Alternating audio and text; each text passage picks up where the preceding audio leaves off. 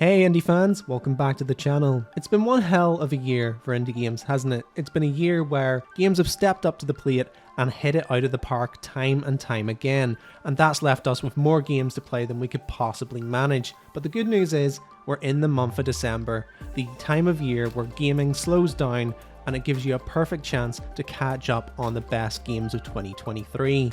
On that note, we hosted a vote where IGC fans could vote for their favourite indie games across a whopping 17 categories, and you guys absolutely delivered.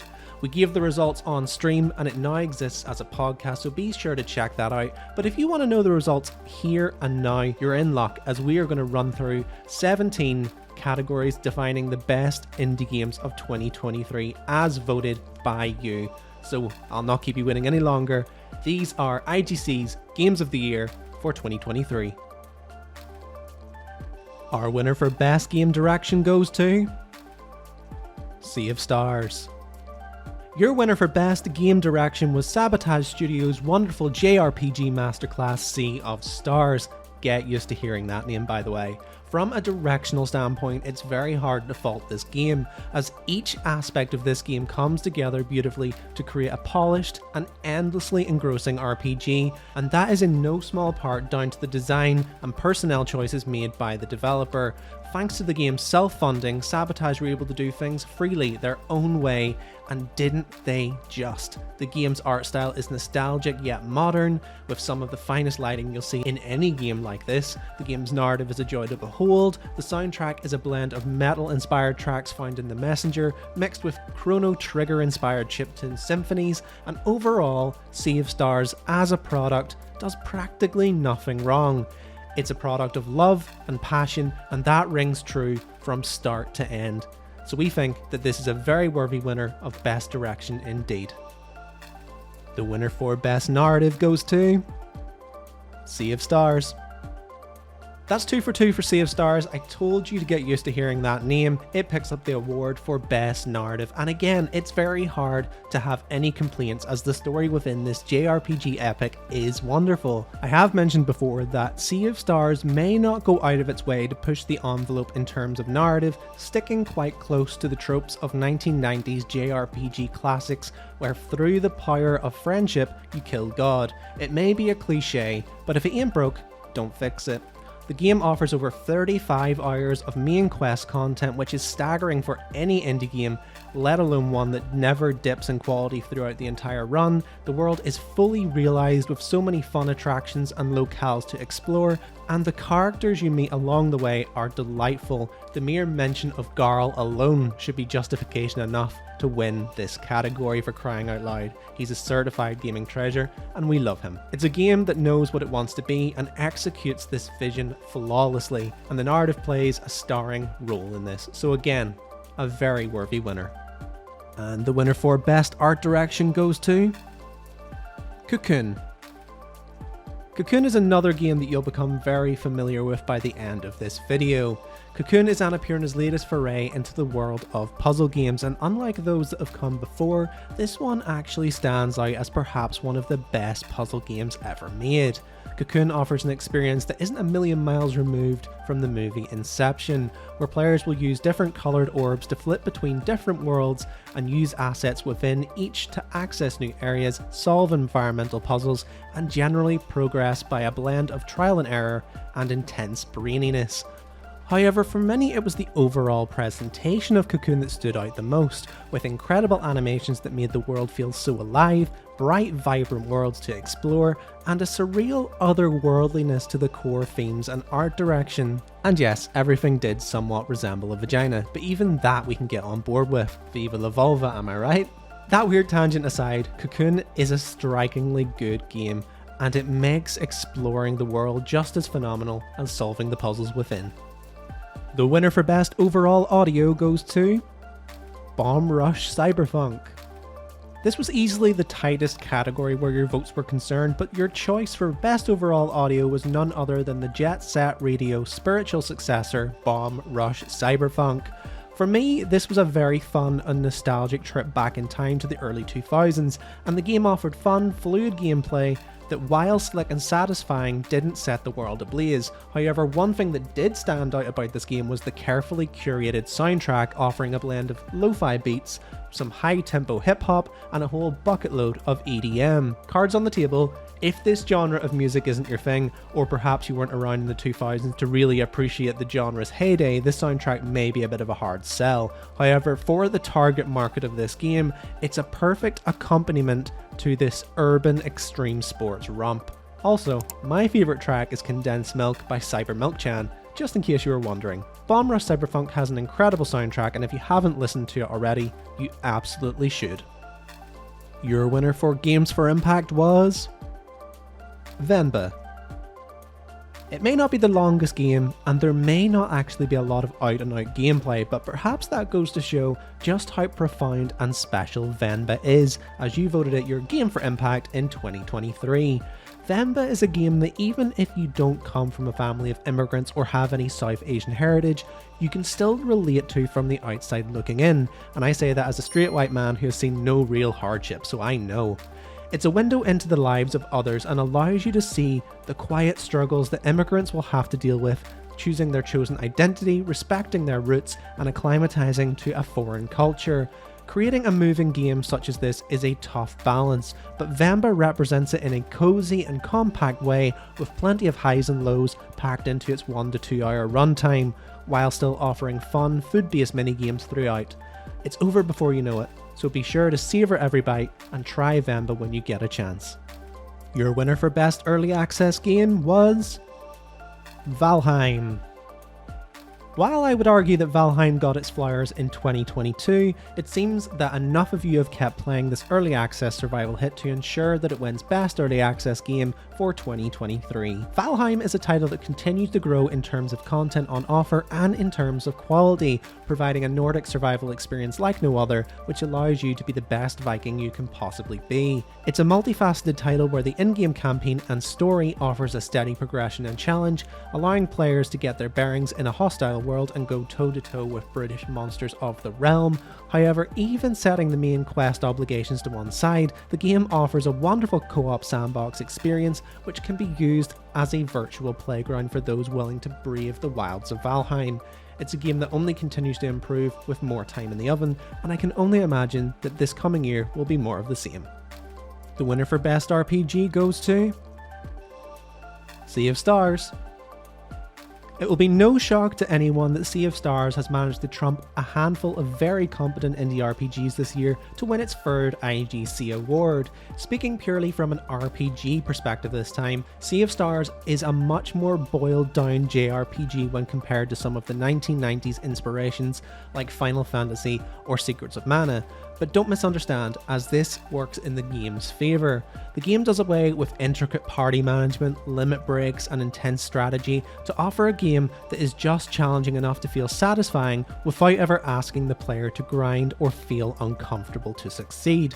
It means the game is paced beautifully, the player never has to go off the beaten track unless they want to, and it allows the game to focus on making turn-based combat more interactive and tactile. If you've managed to volley 25 moonerangs in a row, then you know exactly what I'm talking about. In short, it's an RPG where struggle and strife are traded for catharsis and fluidity, which is a brilliant trade-off as far as I'm concerned, making Sea of Stars our clear RPG winner for the year.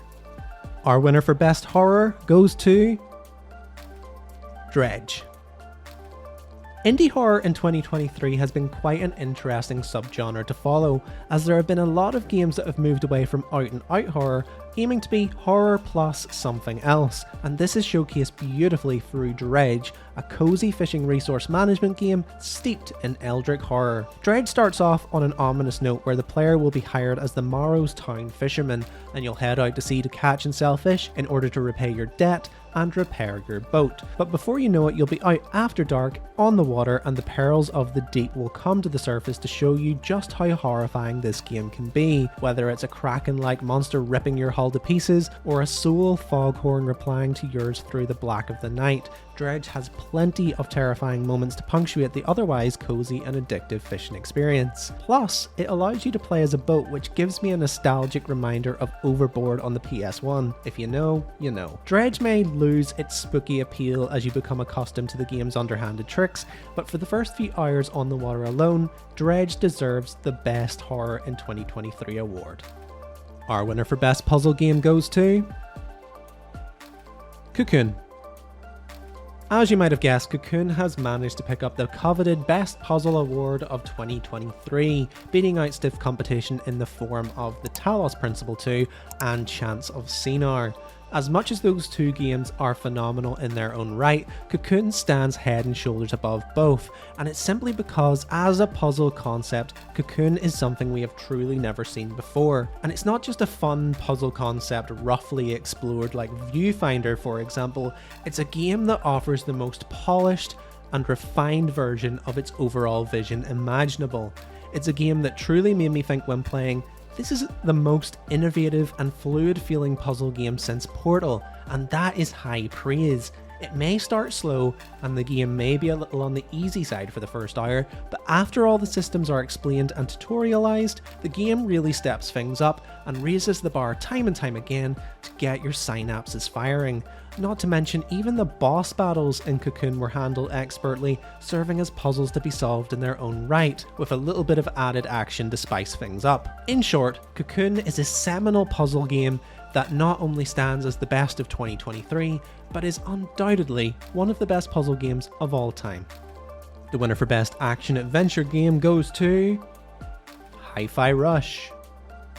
We were a little hesitant to put a Bethesda-backed game in as an option on an award show for indie games, but due to the indie feel of Hi-Fi Rush, we can probably make the argument that this one slips in as a AA game. And you seem to agree as you voted this your number one. Hi-Fi Rush is a game that takes notes from games like Crypt of the Necrodancer and Metal Hellsinger, providing an action game where all combat is performed to the beat. This sounds like a tough thing to make fun and fluid, but to the game's credit, it does a phenomenal job allowing players to feel like everything they do in this vibrant cartoon world has a rhythm to it.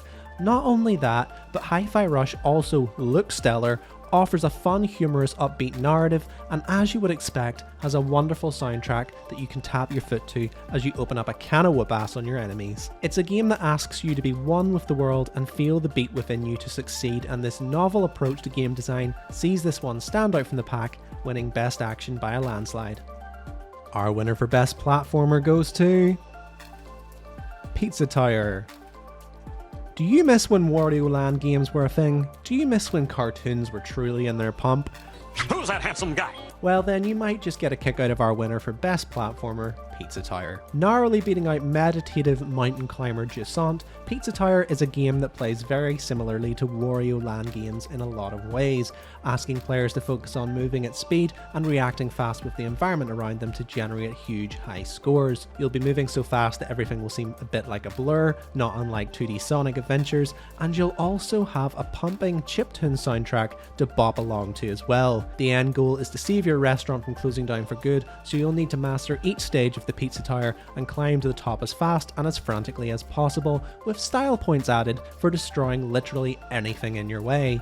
It's a platformer for those that thrive amongst chaos, and if that sounds like you, then I'm sure you'll agree that Pizza Tower is a well-worthy winner. The winner for Best Cozy Game goes to Dave the Diver. We have seen a number of games this year that have tried to marry together resource management and restaurant management, with the release of Cuisineer springing to mind, but there is no doubt in my mind the best game that does this, and indeed the best cozy game overall this year, was Dave the Diver. Dave the Diver is a game that rose to prominence out of the blue in March 2023, and since then has gone on to become an indie darling, allowing players to enjoy a vast array of silly mini-games, dive deep into the ocean to catch a cavalcade of cool-looking sea critters, and allows players to serve them up as seafood platters in your restaurant when you take off the wetsuit and slip on your fedora. The day-to-day gameplay loop is super addictive, but there are so many outlandish mini-games packed into this cozy outing that the game constantly throws bucket loads of varied activities at you, meaning the 15 to 20 hour runtime never feels stale. Provided you can look past the argument that the game is perhaps not an indie game due to the ties to Nexon, then we reckon you'll agree that this one is a super game and a worthy cozy champion for 2023. Your winner for Best Multiplayer was Party Animals. While it's a category where I have no dog in the fight as I gravitate towards single player games, even I can appreciate the great options this year, and of those, your winner was Party Animals. This is a game that takes a lot of notes from games like Fall Guys Ultimate Knockout and Gang Beasts, offering no-holds-barred wrestling matches in different arenas where the goal tends to be pretty simple: stay alive and stay on screen, with the last cute animal standing earning the win. You can choose to be a conservative little corgi and try to survive by giving everyone a wide berth, or you can be a complete agent of chaos and use everything in the scene to pulverize your peers. In short, it's pure unadulterated fun, it's unfiltered chaos, and it's a great multiplayer experience, acting as a highlight for 2023. Your most anticipated game for 2024 was Hollow Knight Silksong.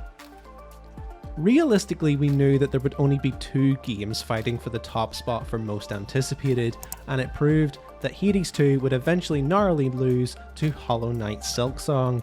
It seems like every showcase, every award show, or every announcement that comes along is going to be the moment where we finally get a concrete release date for the much anticipated Hollow Knight sequel, but at this moment we are still in the dark. But that doesn't mean that fans of Team Cherry's work don't live in hope, and it seems that most of you believe that 2024 will be the year of Silksong. From the very limited info and footage of this upcoming Metroidvania, we already know that this sequel, having us play as Hornet, will be a spectacle to behold, and even if it can match the quality of its predecessor, that would be pretty damn impressive, as the original Hollow Knight is certified indie royalty. Until then, we say hop back into Hollow's Nest and prepare to explore the new land ruled by Silken Song very soon. Your winner for best debut game goes to Cocoon. It's pretty hard to believe that Cocoon, the game we have already claimed to be one of the best puzzle games ever made, was the first game ever developed by new studio Geometric Interactive.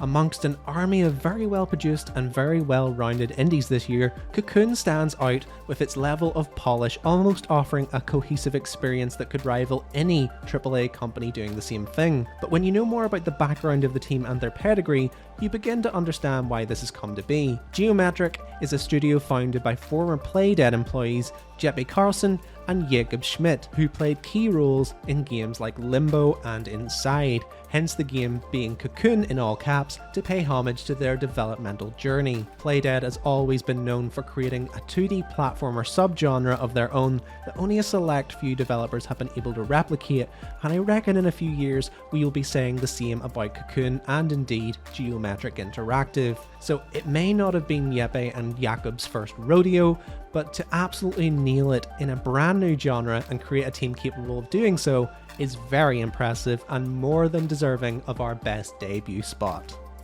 Your winner for worst game of the year goes to Death or Treat.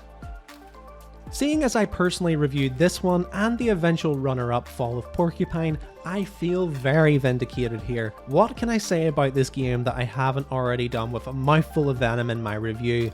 Well, let me sum it up. From a gameplay perspective, it's a procedurally generated game that isn't actually procedural at all. It's a roguelike that loves wasting the player's time, doesn't change from run to run, and doesn't reward the player anywhere near enough to make the process enjoyable. And then from a design perspective, it's a Halloween game that released in March. It has this awkward social media theme tying the story together that feels cringy and weird. The game is filled with bugs, repeated assets, and broken in-game weapons. Oh, and plenty of rookie errors that just scream lazy, and they haven't been fixed to this day.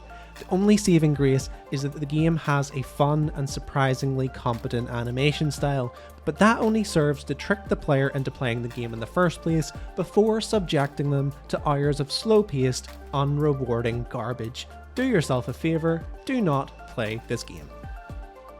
And your indie game culture game of the year is Sea of Stars. Speaking of vindication, in my entire career I have only ever given one perfect 10 out of 10, and it gives me a warm feeling deep inside that Sea of Stars, that very game, has earned the accolade of Indie Game of the Year.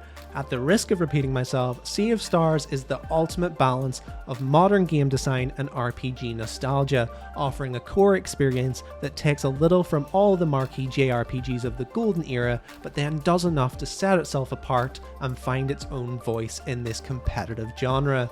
With the immediate comparisons to Chrono Trigger and the focus on retro visuals, many could have written this off as a mere love letter to a relic of gaming past. But it's so much more. It's a profound and unique JRPG story, it's a visual and auditory masterclass, it's a perfectly paced and wonderful satisfying gameplay experience, and above all, it's a game that will regularly have you grinning from ear to ear. It's rare that a game, even if it does win the top prize, comes into my life and I know that I'll never forget the experience it offers, but I know that Sea of Stars is a game that I will be calling out as one of my favourites of all time for years to come, and if that doesn't make it Game of the Year material, I really don't know what does.